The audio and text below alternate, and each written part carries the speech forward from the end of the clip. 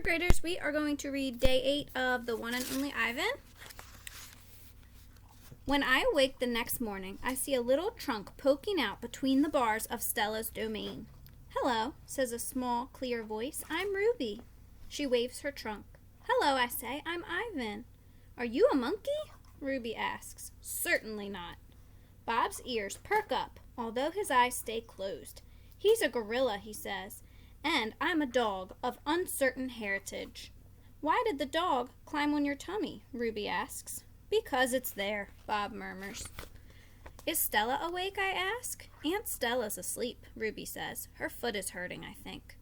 Ruby turns her head. Her eyes are like Stella's, black and long-lashed, bottomless lakes fringed by tall grass. "When is breakfast?" she asks. "Soon," I say, "when the mall opens and the workers come."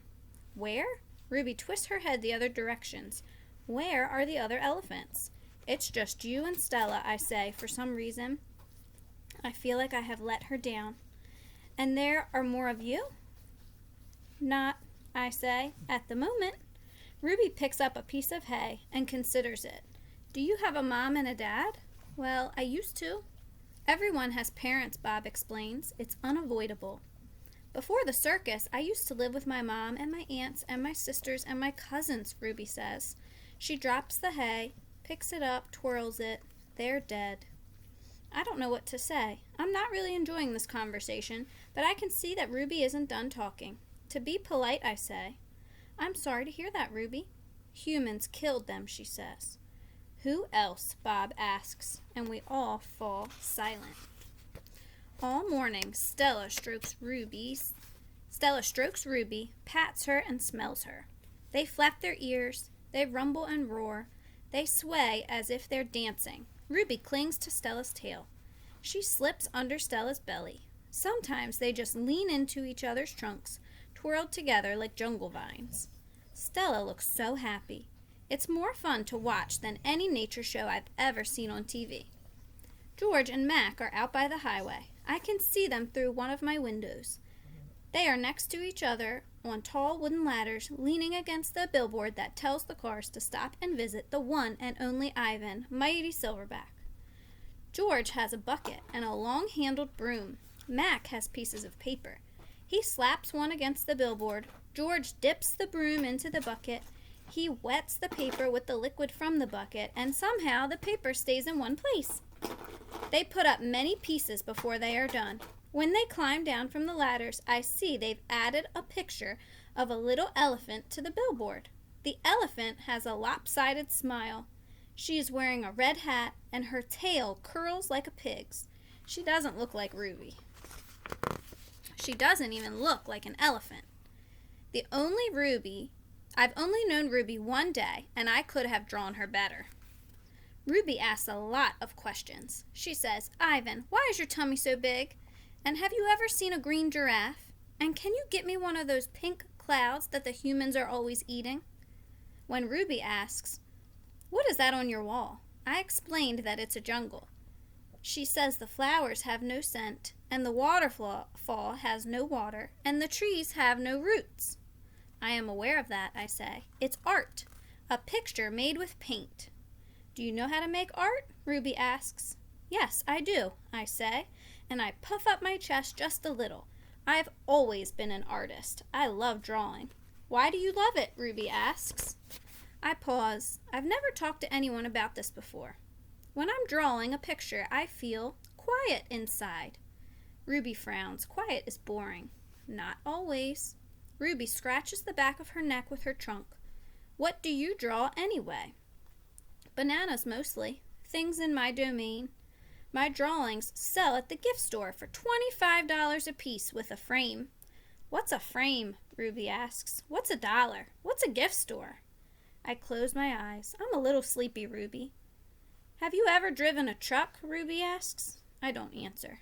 "Ivan," Ruby asks, "can Bob fly?"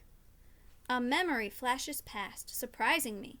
I think of my father snoring peacefully under the sun while I try every trick I know to wake him. Perhaps, I realize, he wasn't really such a sound sleeper after all. "How's that foot, old girl?" George asks Stella. Stella pokes her trunk between the bars. She inspects George's right shirt pocket for the treat he brings her every night without fail. George doesn't always bring me treats. Stella's his favorite, but I don't mind. She's my favorite too. Stella sees that George's pockets are empty. She gives George a frustrated nudge with her trunk, and Julia giggles. Stella moves to George's left pocket and discovers a carrot. Nimbly, she removes it. Mac walks past. Toilet's plugged up in the men's bathroom, he says. Big mess.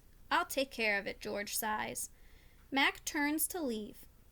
Before you go, Mac, George says, you might want to take a look at Stella's foot. I think it's infected again. Darn thing, never does heal up right. Mac rubs his eyes. I'll keep an eye on it. Money's tight, though. Can't be calling the vet every time she sneezes.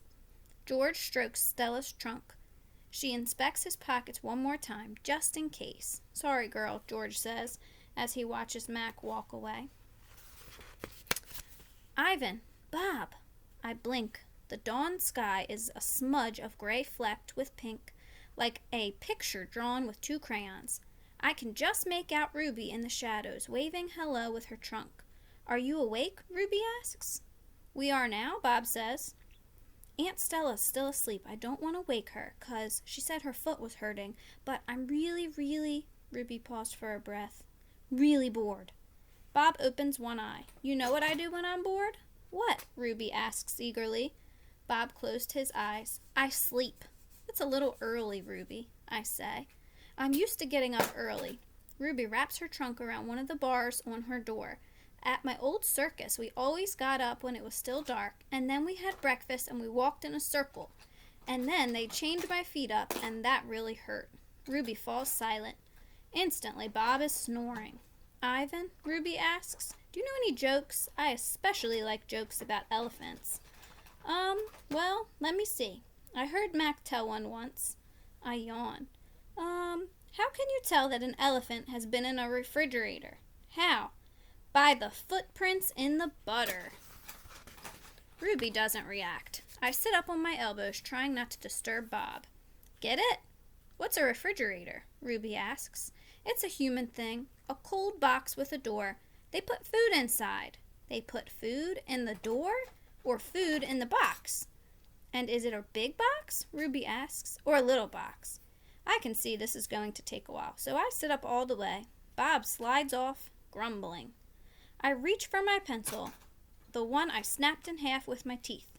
Here, I say, I'll draw you a picture of one. In the dim light, it takes me a minute to find a piece of paper that Julia had given me.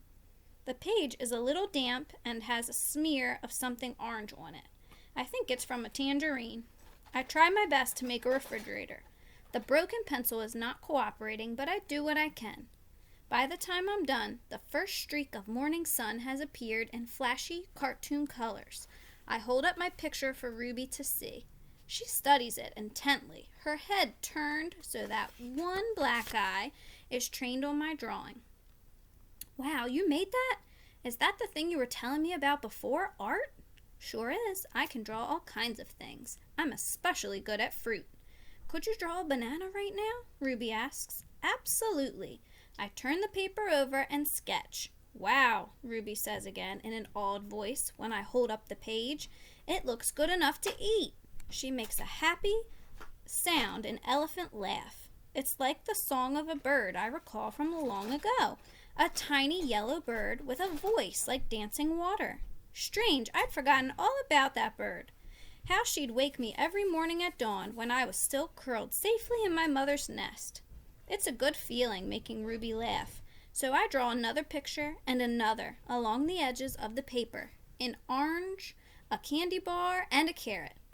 What are you two up to? Stella asks, moaning as she tries to move her foot. How are you this morning? I ask. Just feeling my age, Stella says. I'm fine.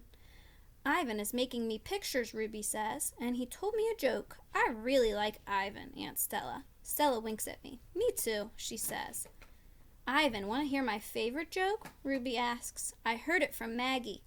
She was one of the giraffes in my old circus. Sure, I say. It goes like this. Ruby clears her throat. What do elephants have that nothing else has? Trunks, I think, but I don't answer because I don't want to ruin Ruby's fun. I don't know, Ruby, I reply. What do elephants have that nothing else has? Baby elephants, Ruby says. Good one, Ruby, I say, watching Stella stroke Ruby's back with her trunk. Good one, Stella says softly.